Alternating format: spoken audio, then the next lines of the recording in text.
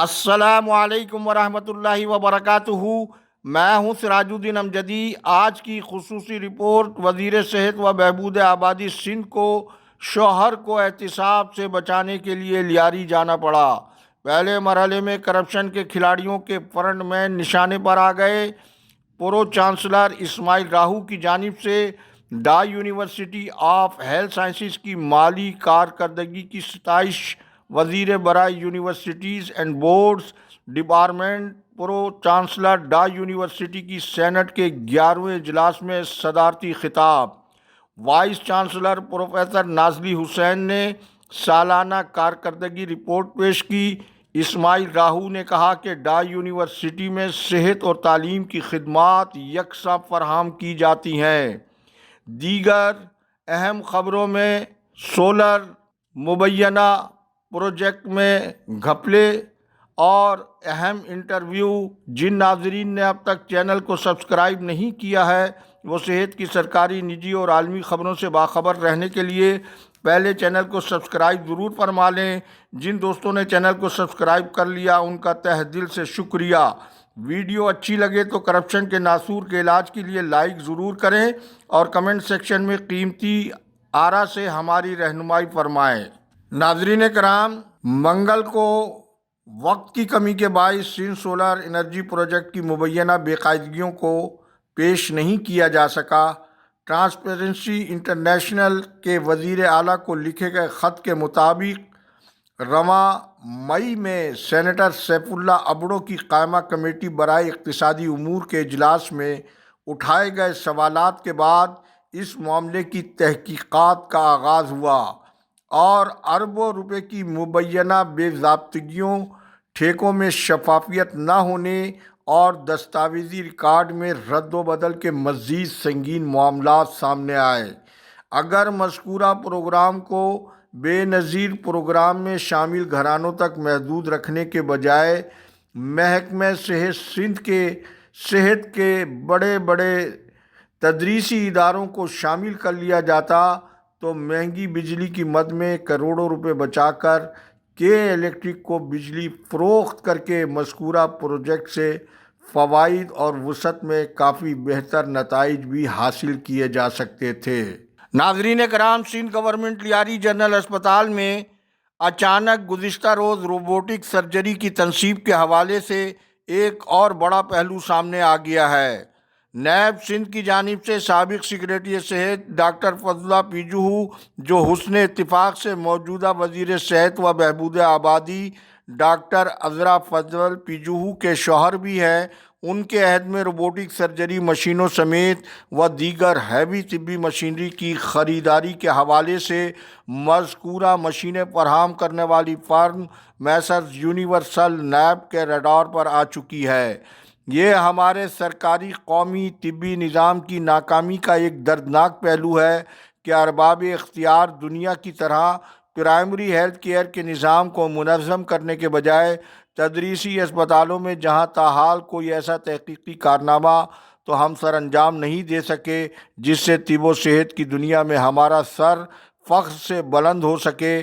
چونکہ ہیوی طبی مشینری میں کمیشن بھی ویسے ہی ہیوی ہوتا ہے، پھر یہ طبی مشینیں مریضوں کی بہتری کے لیے نہیں، محض سیاسی پوائنٹ اسکورنگ کے لیے لی جاتی ہیں، لہٰذا وقتی سیاسی فائدے کے علاوہ غریب عوام کے خون پسینے کے ٹیکس کا یہ بجٹ محض حکمرانوں کی عارضی شہرت اور افسران کے کمیشن تک ہی محدود رہتا ہے۔ پہلے آپ ہماری اسکرین پر یونیورسل کمپنی کو نیب سندھ کی جانب سے دیے گئے نوٹس کا عکس ملاحظہ فرمائیں۔ آپ نے نوٹس کا عکس دیکھا جس کا تعلق بالواسطہ سابق سیکریٹری صحت ڈاکٹر فضلہ پیجوہو سے ہے۔ پھر طبی ماہرین کی جانب سے ایک اہم تکنیکی پہلو یہ بھی سامنے آیا ہے کہ روبوٹک سرجری، ڈائلیسس مشینیں و دیگر طبی سامان جسے ہنگامی بنیادوں پر اب انسٹال کروایا جا رہا ہے، جب مذکورہ طبی مشینوں کی وارنٹی کا پیریڈ ختم ہو چکا ہے۔ میڈم عذرا نے لیاری جنرل اسپتال میں روبوٹک سرجری مشین کا فوٹو سیشن تو کامیابی سے کرا دیا، لیکن اس کام کے لیے انہیں کراچی کی اسی دلیر प्रिंसिपल प्रोफेसर अंजुम रहमान का ताउन हासिल करना पड़ा, जो अपनी तकर्रुरी से आज तक महकमे सेहत सिंध के मातहत चलने के बजाय इन्होंने महकमे सेहत को न सिर्फ अपने मातहत रखा बल्कि रुकन कौमी असम्बली सरदार नबील गफूर ने शोर तो बहुत मचाया और ज़ोर भी बहुत लगाया, लेकिन वो आज ख़ुद कहाँ हैं। ताहम प्रोफेसर अंजुम रहमान तो अपने मनसब पर ही हैं। इसके बावजूद वक्त, वक्त और तख्त हमेशा तब्दील होते रहते हैं। इनको कभी भी अपनी जागीर नहीं समझना चाहिए। आप सोशल मीडिया पर वायरल होने वाली इस पोस्ट को भी मुलाहिज़ा फरमाएँ। नाज़रीन कराम, प्रोग्राम के इख्तिताम पर बैनुल अक़वामी शोहरत याफ्ता आर्थोपेडिक सर्जन सूबाई वज़ीर डॉक्टर मोहम्मद अली शाह मरहूम की अहलिया डॉक्टर रिहाना शाह से LDN की खुसूसी गुफ्तगू मुलाहिज़ा फरमाएँ। नाज़रीन कराम, डॉक्टर रिहाना शाह किसी तारीफ की मोहताज नहीं है।